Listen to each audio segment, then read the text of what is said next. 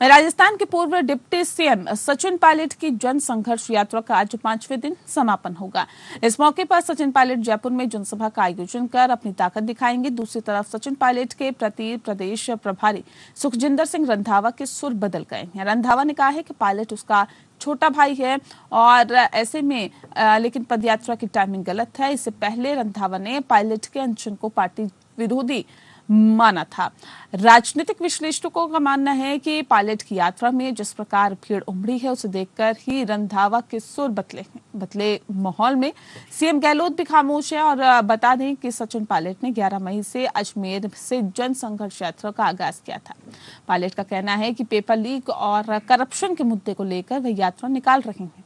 उनकी ये यात्रा किसी के खिलाफ नहीं है। ऐसा माना जा रहा है कि सचिन पायलट जनसभा में सीएम अशोक गहलोत और को निशाने पर ले सकते हैं, लेकिन साथ ही साथ सचिन पायलट ने यात्रा के प्रारंभ में सीएम अशोक गहलोत पर इशारों में जमकर निशाना साधा। जानकार सचिन पायलट की जन संघर्ष यात्रा की तुलना राहुल गांधी की भारत जोड़ो यात्रा से कर रहे हैं। सचिन पायलट का कहना है कि यात्रा के दौरान जिन मुद्दों को उन्होंने उठाया, जनता ने उसे स्वीकार किया। इस यात्रा का मकसद नौजवानों में विश्वास कायम करना है और साथ ही साथ इस पेपर लीक मामले में तह तक जाना बहुत जरूरी है। जांच से पहले ये कहना इसमें कोई अधिकारी नेता इन्वॉल्व नहीं है, गलत है। अजमेर शिक्षा का सेंटर और हम राजधानी की ओर जा रहे हैं। हम प्रतिशोध की भावना से काम कर रहे हैं। एक का मकान तोड़ दिया, लेकिन कटारा के यहाँ पर बुलडोजर क्यों नहीं चला? आरपीएससी का चयन पारदर्शी नहीं है। कुछ नहीं है, 2-5 दिन गर्मी में चलना संघर्ष को मायने नहीं रखता।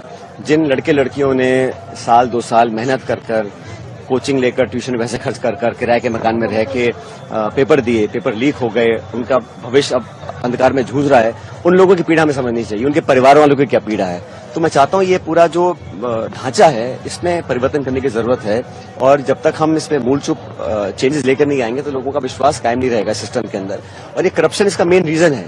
पेपर आउट होता है तो पैसे में बिकता है ना, तो पैसा करप्शन इस पूरे सिस्टम को खोखला कर रहा है। उसके खिलाफ सब नौजवान है, मैं भी इस बात को लेकर रख रहा हूँ। और भाजपा के कार्यकाल में हम लोगों ने जो एलिगेशन लगाए थे वसुंधरा जी की सरकार में, उस पर कार्रवाई हम कर नहीं पाए प्रभावी तरीके से। उस बात को मैंने बार बार उठाया है और जनसंघर्ष यात्रा भी उसी को लेकर है। नहीं, मैं किसी के खिलाफ नहीं काम कर रहा हूँ। मैं तो करप्शन के खिलाफ हमेशा कांग्रेस पार्टी रही, मैं वही बात रख रहा हूँ। नौजवानों का फ्यूचर सिक्योर करने की बात कांग्रेस पार्टी हमेशा करती है, मैं वही बात कर रहा हूँ। तो विरोधाभास कहाँ है इसमें? करप्शन को लेकर ही शायद कर्नाटका में कांग्रेस को बड़ी जीत मिली है, अभी यही मुद्दा उठा रहे हैं, लेकिन सरकार उस तरीके का एक्शन लेती नजर नहीं आ रही। तो लेना चाहिए ना, वही तो मैं आग्रह कर रहा हूँ। इसमें पार्टी तो क्या कर सकती है? सरकार को एक्शन लेना है। सरकार बनी है, पार्टी के दम ने सरकार को कायम किया, हम सबने निर्माण सरकार का किया, इस आश्वासन के साथ कि हम कार्रवाई करेंगे। पिछले 25 साल से 5 साल कांग्रेस रहती है, 5 साल बीजेपी रहती है, तो ये घटनाक्रम तोड़ने का क्या उपाय है? अगर हम वही करते हैं, हम जब सरकार कांग्रेस की बनती है, अच्छे बजट देते हैं, अच्छी योजना लेकर आते हैं, लेकिन वोट नहीं मिलते, हम 200 में से 20 पे आ जाते हैं, 50 पे आ जाते हैं, तो पब्लिक का विश्वास जीतने के लिए कुछ न कुछ हमें वो करना पड़ेगा जो हम कहते हैं। ये इस बात को लेकर मैं आगे बढ़ा हूं।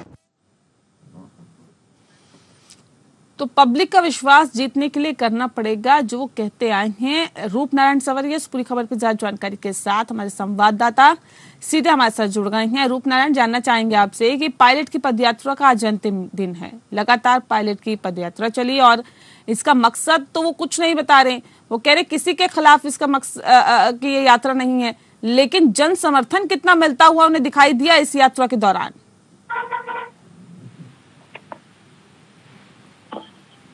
रूप नारायण, आवाज मिल पा रही है आपको? नेहा, मेरी बात सुनिए। जो जनसमर्थन की बात है, तो आज जो अंतिम यात्रा का अंतिम दिन है उसमें जो पब्लिक उमड़ रही है वो देखने लायक है। काफी लोग यहाँ पे जुड़े हैं और आज जो है युवा, अधिकतर युवा जो चेहरे यहाँ पे दिखाई दे रहे हैं सचिन पायलट की सभा में। यात्रा का ये भले ही यात्रा का अंतिम दिन हो, लेकिन सचिन पायलट के संघर्ष का अंतिम दिन नहीं है। और यहाँ पर जो आज जनसभा, उस जनसभा में ये कहीं ना कहीं इंगित करेंगे कि आने वाले टाइम में इनका स्ट्रेटेजी क्या रहेगा, आने वाला बताएगा कि इसमें यहाँ क्या इशारा करता है, आगे वाली इनकी रणनीति क्या है। फिलहाल अगर देखने वाली बात यह है यहाँ पे कि युवाओं के समर्थन में इन्होंने पेपर लीक वाला मसला यहाँ उठाया है सरकार के खिलाफ, अपनी ही सरकार के खिलाफ, तो युवाओं का इन्हें अच्छा रेस्पॉन्स मिल रहा है। वहीं पे दूसरा जो इनका मेन मुद्दा था और जिससे भारतीय जनता पार्टी की पूर्व सरकार के खिलाफ इन्होंने मांग की थी, जो करप्शन वसुंधरा राजे सरकार में हुआ था, उसी मुद्दे पर प्रदेशाध्यक्ष से ये तो जनता से वादा करके आए थे कि ये जो करप्शन है भारतीय जनता पार्टी का, उसके खिलाफ हम लोग जांच करवाएंगे और जांच करने के बाद जो दोषी होगा उसके खिलाफ कार्रवाई हमारी सरकार करेगी। और इस आधार पर जनता ने इनको वोट दिया। आज सचिन पायलट का कहना यही है कि मैं अगर जनता के बीच जा रहा हूँ या कांग्रेस दोबारा जनता के बीच जाके रिपीट करने की बात हम तो कर तो रहे हैं, लेकिन अगर दोबारा जाके जनता से कहेंगे कि हमने जो वादे किए वो पूरे किए कि नहीं किए, तो क्या जवाब हम देंगे। तो इन दोनों मुद्दों को लेकर जो सपोर्ट है, समर्थन है, आज सचिन पायलट को अच्छा खासा मिल रहा है। जी नेहा। नारायण, लेकिन सवाल इस बात को लेकर भी है, अगर दूसरी तरफ हम देखें तो सचिन पायलट के प्रति प्रदेश प्रभारी सुखजिंदर सिंह रंधावा की जो सुर है वो बदले हुए नजर आए। उन्होंने कहा कि पायलट उनका छोटा भाई है, लेकिन पदयात्रा की टाइमिंग गलत है। इससे पहले आपको याद होगा कि रंधावा ने पायलट के अनशन को पार्टी विरोधी माना था। इस सुर को बदलने के पीछे की मुख्य वजह जन समर्थन माना जाए या फिर कुछ और? देखिए नेहा, जो सुर बदले हैं उसका सीधा सा संबंध कर्नाटक से जो आया है रिजल्ट, कर्नाटक के रिजल्ट से कांग्रेस में जो प्रसन्नता फैली है, उत्साहपन बना है, वही चीज लेकर राजस्थान में आने वाले चुनाव में, क्योंकि चुनाव में 6 महीने बचे हैं और जो स्ट्रेटेजी कांग्रेस ने कर्नाटक में की, वहां पे जो उनकी रही वो यहाँ सेम करना चाहेंगे। तो इस चीज को लेकर यहाँ पे सीधा सा इंगित है कि सचिन पायलट और अशोक गहलोत दोनों को मिलकर, क्योंकि वहां पे सिद्धारमैया और डीके कुमार ने दोनों ने मिलकर कांग्रेस को दोबारा वहां पे पटरी पर लाया। तो उसी तर्ज पर कांग्रेस चाह रही है कि राजस्थान में भी सचिन पायलट और अशोक गहलोत दोनों मिलकर यहाँ चुनाव लड़े और कांग्रेस को पुनः रिपीट करे।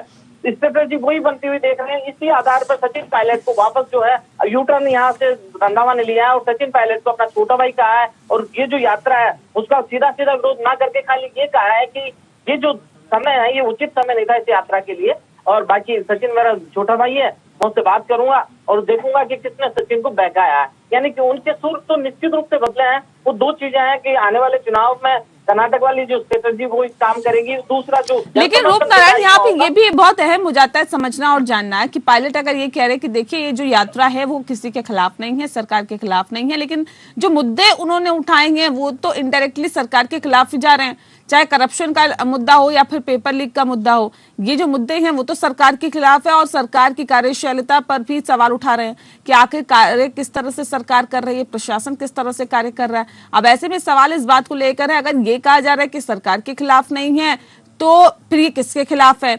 और अगर ये सरकार के खिलाफ है तो ये जाहिर तौर पे ये बहुत स्पष्ट हो रहा है कि सरकार में यानी कि मौजूदा कांग्रेस में अभी दो फाड़ है, जिसका खामियाजा भी आने वाले विधानसभा चुनाव में और उसके बाद जो लोकसभा चुनाव है उसमें भी भुगतना पड़ सकता है।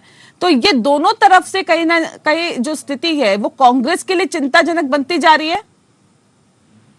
हेलो रूपनारायण, आवाज आ रही है आपको? आज जी मैं ये जो दोनों स्थिति है वो कांग्रेस के लिए चिंताजनक बनती जा रही है रूपनारायण? जी नेहा, मैं ये बताना चाहूंगा कि जो है सचिन पायलट ने जो अभी मांग की है और कांग्रेस सरकार के खिलाफ पहले अनशन पे बैठे और अभी यात्रा की है, तो कहीं ना कहीं कांग्रेस को नुकसान हो रहा है। लेकिन अगर सचिन पायलट और अशोक गहलोत एक सुर में चलते हैं और इस पर कोई कार्रवाई करके कांग्रेस सरकार अपना जो पिछला वादा कांग्रेस में किया था सचिन पायलट प्रदेश अध्यक्ष रहते हुए, उस पर अगर कोई कार्रवाई करती है और सचिन पायलट अगर कांग्रेस के बैनर पे जाके कहते हैं जनता से कि हमने जो वादा किया था वो भले ही हमने आपस में लड़ाई झगड़े किए लेकिन हमारे वादे पर पूरे उतरे हैं और जो वादे हमने किए उनको निभाया है, तो कहीं ना कहीं कांग्रेस को इससे बेनिफिट मिलता है निश्चित रूप से, अगर सचिन पायलट और अशोक गहलोत एक होते हैं तो। जी नेहा, बहुत शुक्रिया आपका रूपनारायण तमाम जानकारी हम तक पहुंचाने के लिए। तो पायलट की पदयात्रा का आज अंतिम